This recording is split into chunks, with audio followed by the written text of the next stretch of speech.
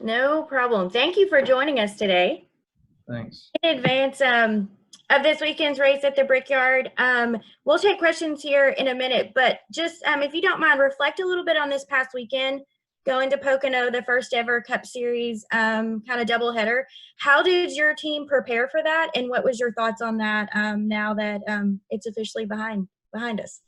Yeah, we were looking forward to a double, especially with the lack of practice that we've been able to have since the COVID deal started. So we're looking forward to having an opportunity to race and then put our heads together, talk with the drivers, and then be able to adjust and see what type of changes and gains we could make on our cars. So it was good to have that. We didn't know quite what to expect. We haven't done that with using the same car back to back yet. We still have a couple more of those to go. So I think we learned some things we can apply going forward.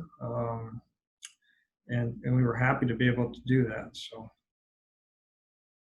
All right, we will now take questions for Tony. If you have one, once again, please raise your hand within the Zoom platform or send us a chat, and we will be on the lookout there as well. And we will start with, all right, who's going to be my first question? Come on. Claire, do you have a question? All right, I'll do it. I'll start. What do you expect, Tony, at Indianapolis in general? If you look at the weekend and then look at what NASCAR might do there, it was supposed to be such a big weekend for the fans. For sure. Well, first off, Indy's an important place for our team. A lot of history there with our IndyCar group and Chip, and we've had some success there in the past. We take it like we would most other races, as far as the prep and all that stuff. Obviously, having the IndyCar group there before we get there, that's exciting for us. It's a first of sorts. It's been a long time. I think back in early 2000s, we did some stuff, some companion races with trucks and IndyCar, and that was fun to do. So we're looking forward to it from the sense of, one, it's in our team. We have obviously both groups going up there. We wish that we were able to interact with those guys a little bit more and be there on the same day. But for our Cup guys, it'll be somewhat business as usual as we've had these one-day shows. I think from that aspect, it won't be anything different from that. We'll show up the morning of. We're actually flying out Sunday morning. And so our day will look similar to some of these one-day shows that we've been doing. What's your outlook for your teams on the Cup side of things at Indy, do you think? Indy's a unique place. Some people relate it to some of the other stuff, and maybe even some aspects from Pocono where we just were at. We probably need to run a little bit better there. We didn't have as good of performances we would wanted in Pocono. We did have I think we took some steps forward and did learn some things, but we're optimistic. Indy is a sort of a unique place, so we're optimistic, and we look forward to getting up there. Good luck. Okay. Thank you, Claire. Okay, we're going to take our next question from Dustin Long. Dustin, go ahead. Thanks. Hey, Tony, a couple things. Having gone through the Pocono weekend, obviously there seems to be at this point the expectation there could be another one or two doubleheader weekends even this year.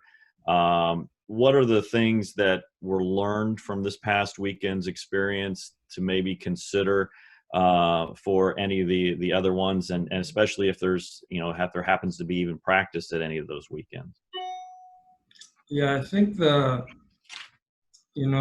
learnings, like I said, when you have a weekend or you have a race, you're trying to make up for practice time and the ability to throw some changes at it. And so you come into it and you put your best effort forward for the first race, but it gives you an opportunity to turn right back around and make changes. And not only the good stuff that you come across, but you're also going to make some mistakes. So I think in hindsight, you get a chance to digest and look at what happened throughout the weekend and what you think you did well and what you think you could improve on. And that you would apply that same type of thing going forward. It's a little bit difficult having with the protocol stuff that we're going through now at the track. The way our team operates is a 2-car unit, and using the other team and the information you can get from them, having our groups split up at the racetrack presents some unique opportunities or some unique challenges, I guess, for us. So a big part of this for us is just trying to overcome some of the communication stuff and how to apply stuff that your teammate is learning.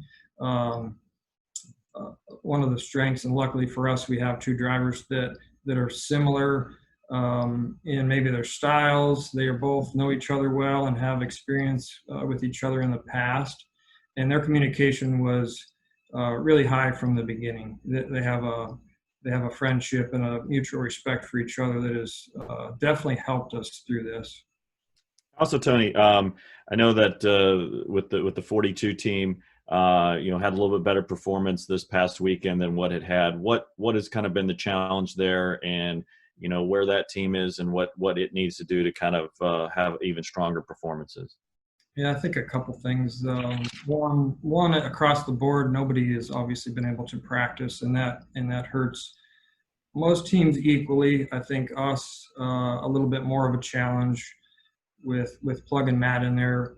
Not so much that obviously he's champion and won a ton of races. A lot of respect there, but just getting plugged into our system and getting to know our people. It has taken a little bit of time, and I think if in any situation when you put a new driver with a new team, you go through that learning phase, and unfortunately we have not been able to get a lot of that done in practice. And in a normal practice, you can run through 6 to 10 changes and get a leg up on that stuff. So that's been a little bit of a challenge where we're starting the race many times and having to learn things throughout the race, where I feel like that would have been accelerated quite a bit given some practice with that group. And Thank so, you. yeah, yeah. I was just going to say, yeah, we did have a couple bit better finishes there, which is good. And so we're just going to try to build on that going forward. Thank you. Okay, we're going to take our next question from Holly Kane. Holly, go ahead. Hey, how are you, Tony? Good to hear you. Good to see you. Listen, my question is a little bit similar to what Claire was asking you, but obviously Indianapolis Motor Speedway is a special place for Chip. And I'm wondering if there really are any sort of things you notice in the team and the drivers that make this, when you go there, someplace that they feel either more optimistic at winning or certainly more enthusiastic about doing so. If you could just kind of talk about the team. Thanks. I mean, one exciting thing is Kurt's 700th start this weekend, so pretty cool. I had an opportunity to work with Kurt when he first got into the truck series, and it's been fun to watch him throughout the last 20 years or so.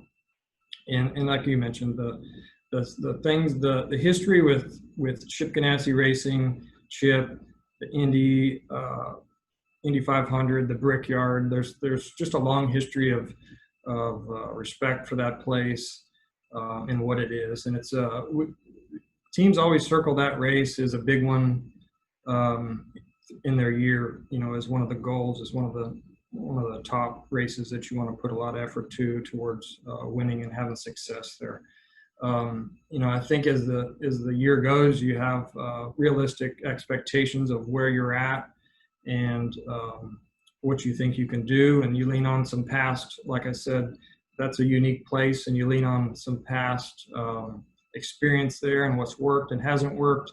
A lot of it's confidence in how the team's working. So I think we're in a good spot going in there. You know, the teams are working well, gelling, the pit stops, the pit crew and the road crews.